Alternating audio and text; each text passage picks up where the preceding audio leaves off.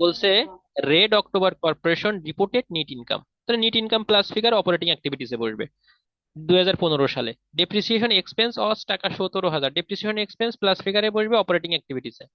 The following working capital account change, account receivable 11,000 increase, তাহলে account receivable current asset যদি increase হয় তাহলে increase হলে কোন ফিগারে বসে? ইনক্রিজ হলে মাইনাস ফিগারে বসে। তাহলে অ্যাকাউন্ট রিসিভেবল ইনক্রিজ হয়েছে, এই যে দেখেন মাইনাস ফিগার দিয়ে দিছি পাশে। আপনারা ওইভাবে পরীক্ষার হলে পেন্সিল দিয়ে প্লাস মাইনাস লিখে নেবেন। Available for sales security, available for sales security, এটা হচ্ছে কোন পার্টের entry? Available for sales security হচ্ছে ইনভেস্টিং 2 নম্বর পার্টের এন্ট্রি। ঠিক আছে, তাহলে এটা 2 নম্বর পার্টের এন্ট্রি, যেহেতু অ্যাভেলেবল ফর সেলস করছে, সেলস করলে কি হবে? সেলস করলে প্লাস। এরপরে দেখেন inventory current asset, inventory current asset increase হচ্ছে, তাহলে কারেন্ট অ্যাসেট যদি ইনক্রিজ হয় অপারেটিং অ্যাক্টিভিটিসে কোন ফিগারে বসবে? মাইনাস ফিগারে। Good, very very good. Current asset increase হলে অপারেটিং অ্যাক্টিভিটিসে বসবে কোন অ্যাক্টিভিটিস? অপারেটিং অ্যাক্টিভিটিস, প্রথম পার্টে কোন ফিগারে? মাইনাস ফিগারে। নন ট্রেড, নন ট্রেড অবাণিজ্যিক কোনো লেনদেন এখানে আসবেই না, এখানে অবাণিজ্যিক কোনো লেনদেন আসবেই না। তাহলে এখানে কি বললাম? অবাণিজ্যিক কোনো লেনদেন আসবেই না, তাহলে এখানে অবাণিজ্যিক কোনো লেনদেন আসবেই না, ঠিক আছে। তাহলে এখানে অবাণিজ্যিক কোনো লেনদেন আসবে না। সরি, কোনটাই দিলাম ও, নিচেরটাই হবে। তাহলে নন ট্রেড, হ্যাঁ, অবাণিজ্যিক কোনো এন্ট্রি এখানে আসবে না। ঠিক আছে, তাহলে কি আসবে না?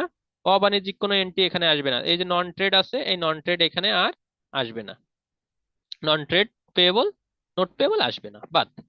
অ্যাকাউন্টস পেয়েবল, অ্যাকাউন্টস পেয়েবল, তাহলে অ্যাকাউন্টস পেয়েবল কি? কারেন্ট লাইবিলিটিস ইনক্রিজ হয়েছে, ইনক্রিজ হলে কোন ফিগার? ইনক্রিজ হলে কোন ফিগার? ইনক্রিজ হলে প্লাস ফিগার। গুড, এই তো শিখে গেছেন। তাহলে ইনক্রিজ হলে প্লাস ফিগার, ব্যাস, এই তো অঙ্ক শেষ। এখন সাজাই গোছাই শুধু বসাতে হবে। কি বলছে? Compute the net cash provided by operating activities, তাহলে নিট ক্যাশ প্রোভাইডেড যেহেতু বলছে তাহলে অ্যান্সারটা প্লাস ফিগারে আসবে। প্রোভাইডেড বললে প্লাস ফিগার, আর যদি বলতো কি ইউজ তাহলে মাইনাস ফিগার। এখন মানটা বসাও, মান বসাই। Cash flow from operating activities, তাহলে cash flow from operating activities. Net income, net income ছিল 50,000, নিট ইনকাম ছিল কত? 50,000, তাহলে নিট ইনকাম কোন ফিগারে বসবে? প্লাস ফিগারে বসবে, বসালাম। অ্যাড অ্যাডজাস্টমেন্ট লিখে দেখেন, ডেপ্রিসিয়েশন, ডেপ্রিসিয়েশন কোন ফিগারে বসবে? 17,000 টাকা, প্লাস ফিগারে। এবার এর সাথে আমি কি করব? কারেন্ট অ্যাসেট প্রথমে কোনটা আছে? অ্যাকাউন্ট রিসিভেবল 11,000 ইনক্রিজ হয়েছে, ইনক্রিজ হলে কোন ফিগার? ইনক্রিজ হলে এই যে দেখেন ব্র্যাকেট দিয়ে দিয়েছি মাইনাস ফিগার। তারপরে আছে ইনভেন্টরি, সেলস সিকিউরিটি তো আসবে না, অপারেটিং এর ভিতরে সেলস সিকিউরিটি আসবে? আসবে না, কোথায় আসবে? ইনভেস্টিং এ। তাহলে দেখেন এরপরে আছে ইনভেন্টরি, 7,400 টাকা ইনক্রিজ, ইনক্রিজ হয়েছে, ইনক্রিজ হলে কোন figure? Minus figure, current asset.